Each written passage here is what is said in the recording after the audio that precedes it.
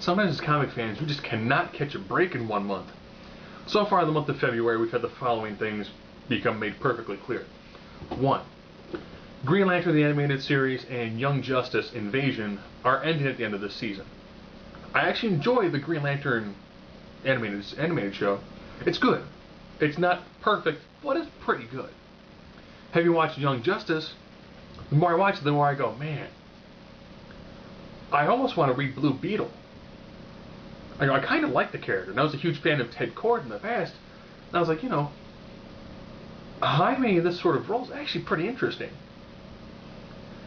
And now, during the time of Green Lantern, Green Lantern Corps, Green Lantern New Guardians, and Red Lanterns, and number 20, apparently the current creative teams are leaving. Geoff Johns has more or less said that after almost a decade, he's done with Green Lantern.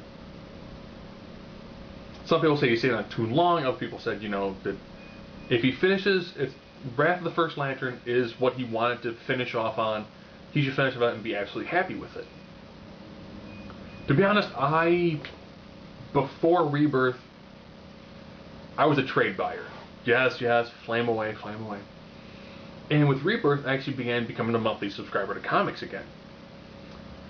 And I went from Rebirth to, the Recharge, through Green Lantern Corps, the annuals, the retroactives. Blackest Night came out, I got all of them.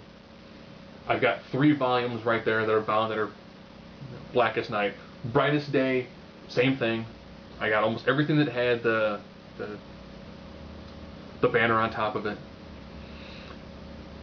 And in some cases, I liked the expansion to the emotional cores. I thought that was pretty interesting. I do think he's great at laying down groundwork. I do think if he would have had someone above him to kind of go, okay, you've explained all of these cores and they get like one little story arc. Yeah. What happened to the massive war picture that you showed?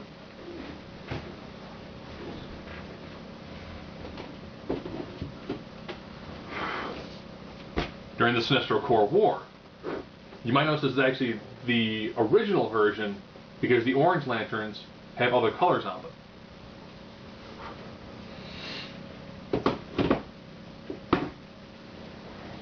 If you're wondering why the Orange Lanterns have other colors on them, the original idea was they were going to steal other power rings, and then towards the end it was decided that they were going to just be one lantern and all those would be constructs. We never really got that moment of the all-out war between all the colors. And when Blackest Night happened, people complained during Sinestro Corps War that it felt like it should have been a lot bigger. That should have been the story arc of the year. Blackest Night comes out, and all of a sudden, there's so many books. Yeah, he did have this bizarre thing of everything was the huge rush to these gigantic battles that had no real resolution leading into the next gigantic battle. And you're going from the Recharge, Rebirth, Sinestro Corps, then going into the prelude to Blackest Night, into Blackest Night, into Brightest Day. When Brightest Day was done, you went right into War of the Green Lanterns. When Green Lantern was done, you went pretty much right into the New 52. And in the New 52, you end up having the 4 different books. Each book in which had a small self-contained storyline. And then you kind of had the breakdown of all the different corps leading into the Rise of the Third Army, the arc that just finished, where the Guardians sent like an assimilation wave to try to take over everybody.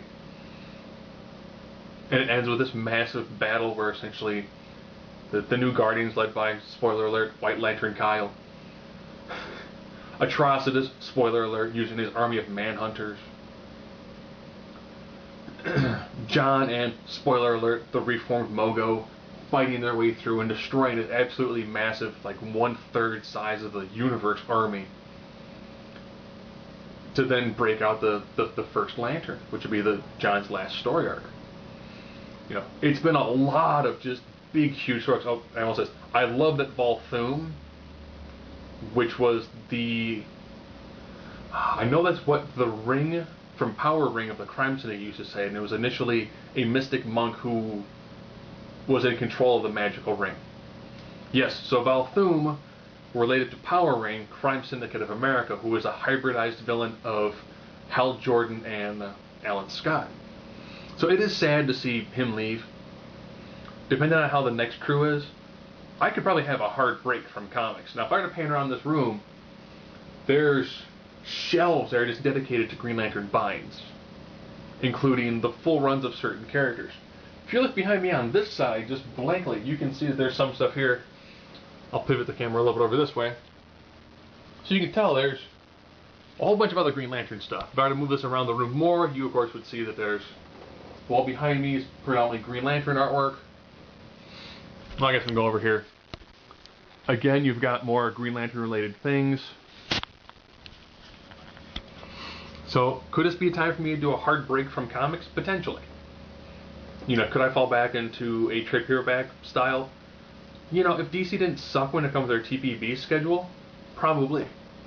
But, next couple months should be a pretty interesting time, / sad, depressing time for Green Lantern fans. Or undeniably joyous times if you hated Johns, hated what he did, hated the Skittle Cores or Power Ranger 2.0. Guess it would be like 4.0 from all their reboots. And you weren't a fan of the animated series.